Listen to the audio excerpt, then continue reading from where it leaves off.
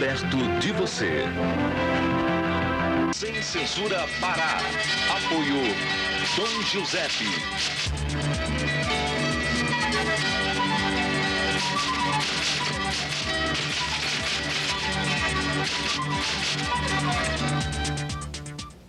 Boa tarde.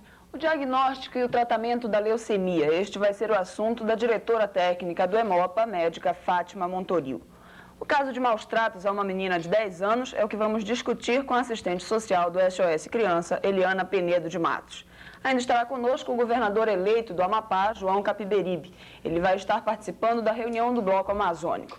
E no final, o papo vai rolar com a coordenadora de cultura da Unipop, Olinda Charoni.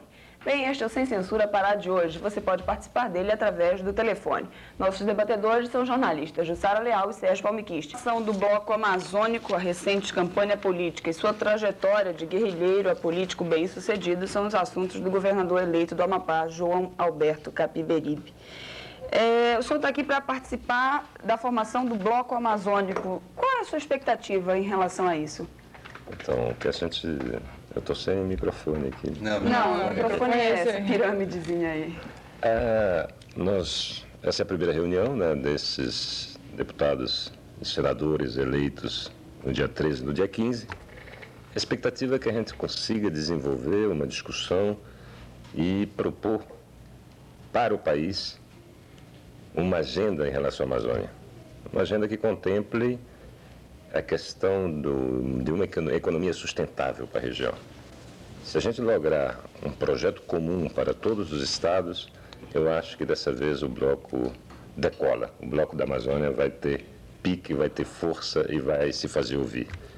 E esses 2 dias que nós vamos estar juntos aí com os deputados, senadores e governadores, vai ser para que a gente consiga costurar um grande projeto para a Amazônia, que eu acho que essa região está precisando, porque é uma região riquíssima, tem uma base de recurso natural fantástica e até então os programas de desenvolvimento, os modelos que foram intentados aqui só nos causaram grandes prejuízos e aprofundaram a miséria. Governador, eu gostaria de saber como é que fica a situação política do Amapá.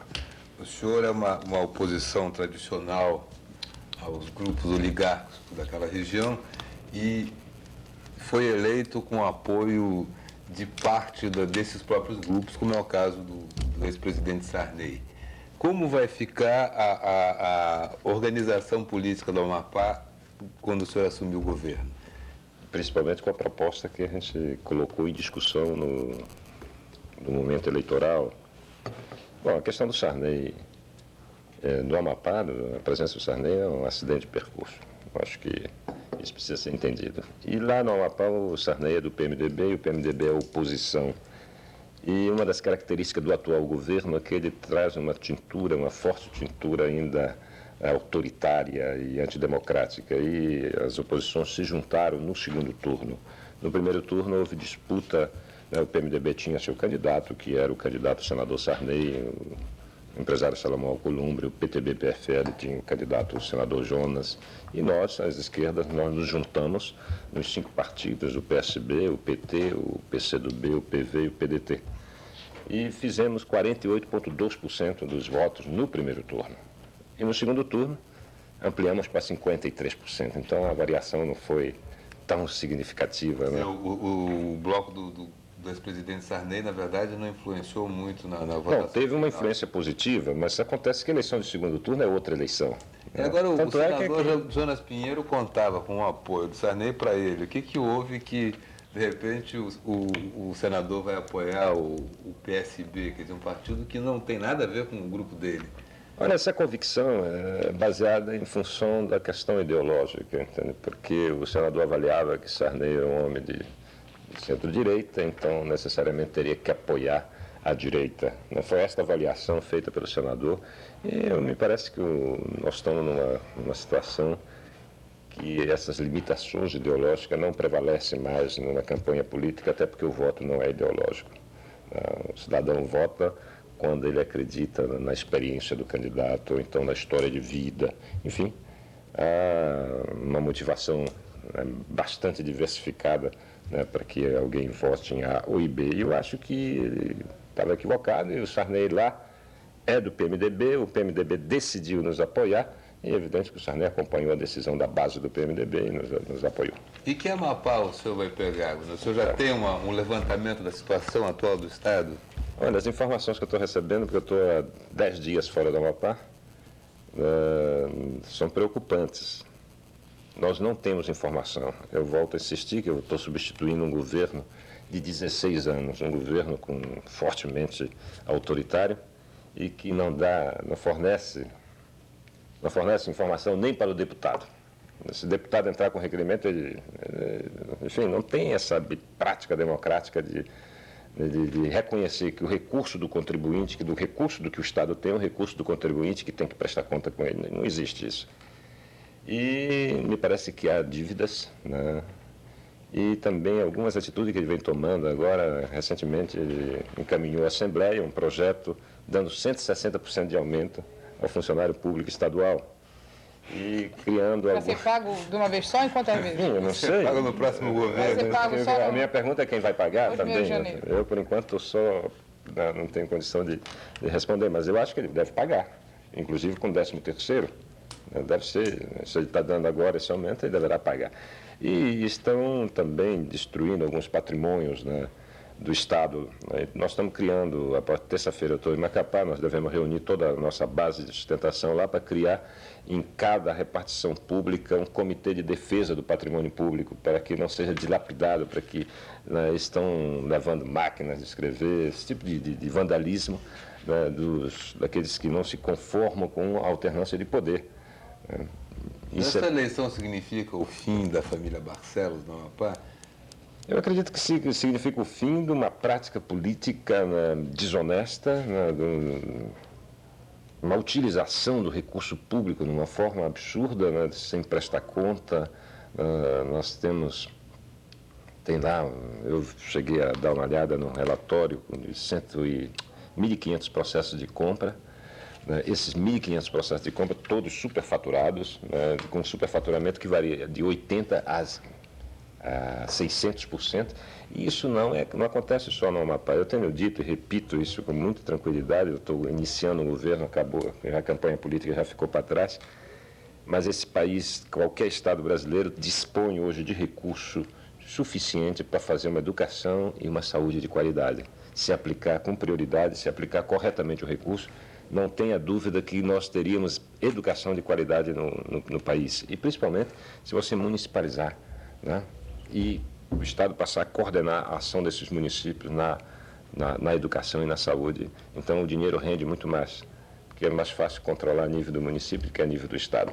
Então a prática da corrupção ela é, enfim, comum a todos os estados brasileiros, mas no Amapá eu conheço porque estou dizendo que li 1.500 processos, todos eles superfaturados.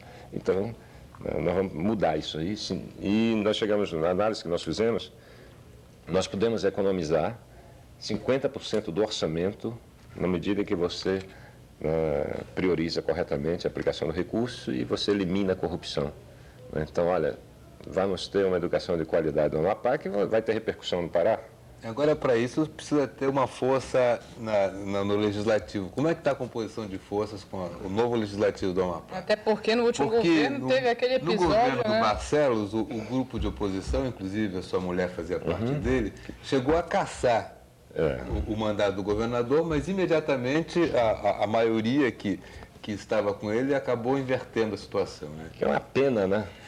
É uma pena, porque teria sido uma grande demonstração da vitalidade da sociedade se tivesse mantido a CPI e fosse até as últimas consequências. Porque o absurdo, essas informações que eu estou tendo, dos 1.500 processos de compra superfaturada, não estou falando em obras, né? Compra, material de consumo, notas frias, né? Notas fiscais frias que o governo paga, o produto não entra, né? Isso. Enfim, é uma prática meio generalizada, eu vou falar baixinho aqui. Pelo menos notas fiscais frias não é privilégio do Amapá. Né? Sim, é uma prática meio generalizada, como nós estamos falando só entre nós aqui, ninguém vai nos ouvir, né? E isso existe em quase todos os estados brasileiros, nas prefeituras, que é profundamente lamentável. Mas então, e essa composição? Como é que nós vamos fazer a composição na Câmara? Na Câmara, esse é meu velho hábito de prefeito, falar da Câmara. Mas na Assembleia. Olha, nós fizemos uma proposta clara para a população. Nós vamos ter um comportamento ético, nós vamos restabelecer uma nova relação entre governo e sociedade. Bom, eu não vou poder recuar dessa minha posição. Os deputados, que nós elegemos 3 apenas, né, nós vamos lutar para que eles, então, mudem. Né? Já que nós não podemos mudar, porque nós temos um compromisso com o conjunto da coletividade, vai caber ao deputado mudar a sua prática dentro da Assembleia. E aí é que vai haver uma cana de braço.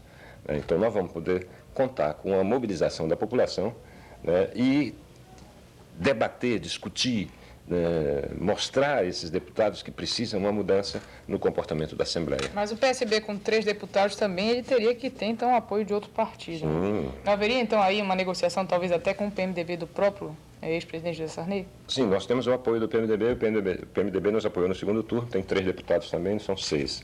Nós tivemos mais 2 que nos apoiaram, 8, mas dentro desse princípio ético, né? Agora nós vamos precisar de pelo menos mais um para fazer a maioria. Mas aí teria, o PSDB não tem nenhum... O PSDB não tem. O PSDB não fez estava deputado. mais ou menos fechado com você. Estaria fechado, mas tem O deputados... PDT também, não? O PDT fez um deputado que nos apoia, E o inclusive, PT? dentro da nossa coligação, o PT 1 O PT fez um e o também. PSB 1. Os nossos 3... Ah, os 3 é um do PT. Contando com o PSB. Mais os 3 do PMDB, 6, mais um do PFL, 7. Do PSB é a sua mulher que foi reeleita? A Janete, inclusive, está aqui nos acompanhando. Então, quer dizer, vai ser uma composição difícil, mas o governo também pode, eu acho que a gente pode governar com minoria também. Eu fui prefeito 4 anos, governei com minorias, uma minoria na Câmara. É muito difícil, né? É uma dor de cabeça incrível, mas é possível, entende? Entre renunciar àquilo que... Porque esse é um problema sério, né, que você está colocando, né, porque muitas vezes o governo coloca, o candidato coloca um plano de governo e amanhã tem que negociar tudo diferente. Mas eu estou disposto até a governar com minoria, mas não renegar em absoluto nada daquilo que a gente se comprometeu com a sociedade. O senhor estava recebendo o apoio do PSDB no Amapá. Quais são as expectativas do governo em relação ao governo federal? Então, nós queremos uma relação amistosa com o governo federal e até porque há esse ânimo novo na sociedade brasileira, né? Esses poucos meses sem inflação já estabeleceu um clima de otimismo e minha relação com o governador, com o presidente, deve prevalecer os interesses, evidentes, da minha comunidade. E o nosso apoio ao presidente, o apoio da nossa bancada, né, vai depender dos projetos também. Aqueles que forem de interesse, né, da sociedade, nós vamos acompanhar. Aqueles que nós considerarmos que não é de interesse coletivo, então esses nós não vamos apoiar. Ou seja, que vai depender da proposta, né, de como vai ser implementada, mas eu tenho absoluta certeza que o governo Fernando Henrique não vai ser um governo discriminatório, até pela sua história, sua história de luta, seu passado, e até por uma certa afinidade que nos une. Nós, os dois lutaram pela democracia, pela redemocratização do país, né? Cada um na sua forma, mas existe essa afinidade. E eu creio que nós vamos ter uma boa relação com o presidente, mesmo que em momentos... Porque democracia é isso, é aprender a conviver com os contrários, né? Essa que é a essência da democracia. E eu acho que agora é que nós vamos começar a caminhar, né? Por exemplo, nós na Amazônia, nós vamos ter que definir esse projeto para a Amazônia, esse programa, né? Aproveitar essa riqueza toda segundo nossos critérios. E não mais as imposições, né, que nos foram feitas historicamente e que, em vez de melhorar as condições sociais, a qualidade de vida para todos, melhorou a qualidade de vida para uma meia dúzia, para pouquíssimas pessoas. Agora, o Amapá continua sendo alvo de interesse de grupos econômicos fortes, inclusive a própria composição do Senado amapaense é claramente por interesse de grupo. Um dos senadores é o Henrique Almeida, que é da Serra Almeida. Como vai ser essa questão se o Amapá está praticamente mapeado nas mãos desses grupos? Mas olha, o Amapá mudou muito com esta eleição. O senador Henrique Almeida, um representante, né, dessas grandes empreiteiras até envolvido no escândalo do orçamento, perdeu as eleições com seus 5 ou 6 milhões de dólares, perdeu para o cidadão, né, de lá, do Amapá. Né. Nós elegemos 2 senadores de lá, gente humilde, né, homens que não tinham recurso nenhum para gastar na campanha, inclusive um da minha coligação, que foi eleito junto comigo, né? E o povo deixou de votar naquele menino de ouro de 6 milhões de dólares para votar no cidadão. Quer dizer que o dinheiro todo colocado na Fundação Henrique Almeida não conseguiu a reeleição agora, perdeu as eleições, né? E nós elegemos o Gilvan Borges, que tem militância política lá, e o Sebastião Rocha, que era deputado estadual de primeiro mandato, saiu agora senador. Quer dizer, o Amapá, e se fosse uma disputa de poder econômico, eu estava fora. Porque a minha campanha realmente foi sustentada por gente muito humilde, né? Gente com pouquíssimo recurso. Nós fizemos a campanha. Saltava aos olhos a qualidade do material do meu adversário para o meu. Bastava olhar, a gente já sabia que não havia uma diferença muito grande. Agora, isso que eu queria saber, governador. O povo do Amapá elegeu o Sarney, o senador, por 8 anos, assim como num toque de mágica. Sarney chegou lá, em uma semana ele já era o mais votado. Quer dizer, era um povo que demonstrava uma falta de maturidade política muito grande porque escolheu só o ex-presidente. E agora, de repente, o Amapá dá toda uma reviravolta, escolhe um tradicional oposicionista, de uma pessoa que sempre foi combatida pelas oligarquias. Quer dizer, houve esse salto qualitativo mesmo da politização do povo. Vamos nos situar em 90, né? Essa questão do senador Sarney é interessante. Em 90, né, o Collor já andava metendo os pés pelas mãos, não é verdade? Em outubro, novembro, já havia, assim, um sentimento anti-Collor. E já se havia esquecido um pouco da inflação de 80% do governo Sarney. E o Sarney virou, assim, o anti-Collor. Porque o Brasil é impressionante, né? Ainda bem que nessa última eleição, entre Collor e Lula, não houve mesmo muito, não se manifestou o antilulismo, né, nessa última eleição. Acho que foi uma eleição de qualidade. Mas se fosse, por exemplo, Maluf e Lula, muitos iam votar no Maluf porque seria o anti-Lula, né? Então, naquela época prevaleceu isso, né? Vota no Sarney porque é o anti-Collor, né? E convenhamos, né, um Estado como o nosso, uma comunidade como a nossa, que vive de certa forma isolada, do outro lado da margem esquerda do Rio Amazonas, não temos estrada. Você imagina, de repente, chega um ex-presidente da República andando pela rua ali, cumprimentando, como é que vai, seu Manuel, tudo bem com a sua família? Isso cria um impacto, não é verdade? Tem que criar um impacto. E criaria aqui em Belém também. Você imagina lá no bairro dos Jurunas, enfim, lá nas passarelas, o Sarney andando e cumprimentando as pessoas. Ou então o Itamar, né, daqui a algum tempo. Quer dizer, criam, porque há uma realeza no cargo de presidente da República. Isso existe de fato e a população, por mais desgastado, é o presidente e tem um respeito por isso. Então foi mais ou menos isso que aconteceu em 90. Né? E a gente também teve a chance, como prefeito de Macapá, de fazer uma administração e de corrigir uma série de distorções, como, por exemplo, a especulação fundiária urbana, por exemplo, que é um câncer de todas as cidades. Né? A gente deu um tratamento de choque, né? Conseguiu, pelo menos, garantir a cada cidadão um pedaço de terra para construir o seu barraco, para evitar que ele lá e faça invasão, que é uma coisa que eu não consigo entender no poder público. Em vez de você corrigir, se adiantar, garantir o espaço para o cidadão que todos têm direito de ter um pedaço de terra para construir seu barraco, não.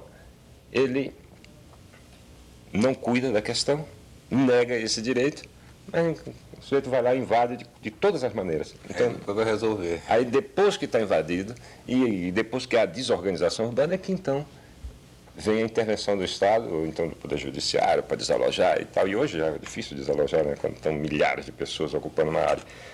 E nós fizemos isso, nós nos adiantamos na saúde e na educação. A educação nós fizemos um trabalho belíssimo. Se eu disser os índices que nós conseguimos, se aqui tiver professor, vão ficar meio assustados. Mas nós, no caso da evasão e da repetência, nós reduzimos de 40% para 8%. Como foi que nós fizemos isso? Melhorando o salário dos professores. Nós pagávamos o melhor salário de professor, eu acho que do país. Pagava melhor que o governo federal e que o Estado. Isso eu posso falar com orgulho disso, porque salário, material pedagógico moderno, equipamentos. Né? Professor só com giz do apagador fica difícil de concorrer aí com a telinha, né? É muito difícil. Regionalizamos a merenda escolar, que isso é um fator importante, comida. Eu tinha uma clientela lá, a clientela municipal era a clientela mais pobre do estado. Então a alimentação foi um fator importante para segurar a criançada na escola. Extensão, escola-comunidade, outro fator fundamental. E dessa regionalização, eu estava falando em Brasília, eu estava fazendo uma palestra sobre educação e estava falando sobre isso. E que a merenda escolar, em vez de ser os formulados comprados no sul do país, nós passamos a servir o camarão, o peixe, a castanha, né? E eles ficaram mesmo. Mas o camarão, eu digo, um peixe ao molho do camarão, fazia parte da dieta da merenda escolar. Evidente que o camarão aqui é bem mais barato, né? Você fala isso no sul, pessoal, já pensa em luxo. Então foi com isso que nós conseguimos esse desempenho na educação. E só com recursos orçamentários do município, né? Então, olha, a população viu isso. Tanto é que antes de eu sair candidato, uma boa parcela da população já tinha decidido quem era o candidato.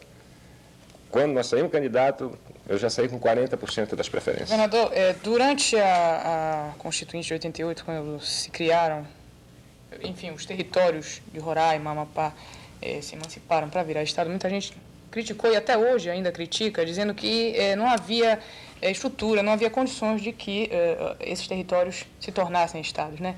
E que era cabide, estava gente querendo emprego, que ia se criar uma Câmara, uma Assembleia Legislativa, tribunal e tudo mais. O senhor não tem a maioria dos deputados na Assembleia Legislativa do Estado. Como é que está a bancada federal, já que há essa crítica de que o Estado foi criado justamente para surgirem novos cargos, para serem ocupados por determinadas pessoas com interesses outros? A criação do Estado é uma necessidade de um país imenso como o nosso, como a subdivisão em município também, né? Eu até estou advogando a criação do Estado do Marajó. Eu tenho a impressão que... Não, olha, falar isso aqui no Pará já meia bronca. Desculpa, você me deu esse gancho aí. O problema é o seguinte: as populações que moram no ABCD, lá, Afuá, Breve, Chaves e Gurupá, ABCD, G, elas pressionam os aparelhos sociais do Amapá. Elas são atendidas no Amapá, né? Porque estão longe daqui. É muito mais fácil chegar em Macapá, poucas horas de viagem, para vir a Belém são dias, né? E então, é por isso que a minha sugestão do Marajó aí. A criação do Estado do Marajá ou do Marajó ou é a união com o Amapá? Bom, não, acho que não. Acho que já o Amapá tem 140 mil quilômetros quadrados. Acho que é super. Você não quer tirar o Marajó da gente, não é isso, não. Né? Eu gostaria da autonomia do Marajó para poder dar uma assistência melhor a essas comunidades, porque é grave. É grave a situação de abandono em que se encontram, né? Porque é imenso esse estado, né? O estado do Pará é imenso, a Ilha do Marajó é outra coisa. E teria um forte apelo internacional também, né? Por favor, não tire o Marajó da gente, por favor. Governador, uma das questões brabas que estava no Amapá ano passado era a questão de garimpo.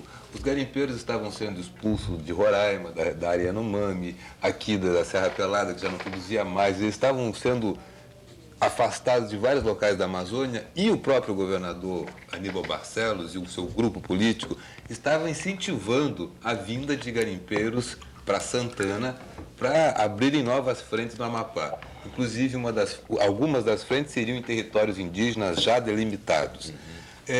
Na época, a coisa ficou meio no ar, porque houve uma denúncia feita pelo superintendente da FUNAI lá, e o governador desmentiu e todo mundo desmentiu, mas o fato é que estava havendo uma invasão de garimpeiros e Santana já não tinha mais nem como aguentar as famílias de garimpeiros que estavam lá sem ter nem trabalho.